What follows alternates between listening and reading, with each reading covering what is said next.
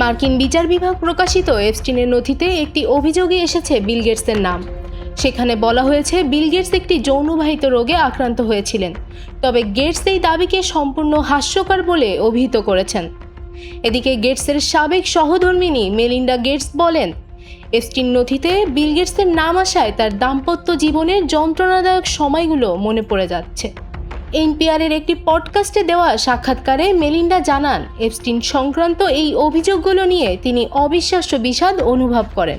এইসব নোংরামি থেকে দূরে থাকতে পেরে তিনি খুব খুশি। দীর্ঘ 27 বছরের দাম্পত্য জীবনের পর 2021 সালে এই দম্পতির বিবাহ বিচ্ছেদ হয়। বিল গেটসের একজন মুখপাত্র বলেছেন, এপস্টিনের কোনো ভুক্তভোগী বিল গেটসের বিরুদ্ধে কোনো অন্যায়ের অভিযোগ আনেননি এবং নথিতে তার নাম থাকার অর্থ এই নয় যে তিনি কোনো অপরাধমূলক কর্মকাণ্ডে জড়িত ছিলেন। মার্কিন গণমাধ্যমগুলো জানিয়েছে, বিচ্ছেদের আগে মেলিন্ডা তার স্বামীর সাথে এপস্টিনের মেলামেশা নিয়ে বিরক্ত ছিলেন। বিচ্ছেদের ঘোষণার পর বিল গেটস স্বীকার করেছিলেন যে 2019 সালে মাইক্রোসফটের একজন কর্মীর সাথে তার বিবাহ বহির্ভূত সম্পর্ক ছিল।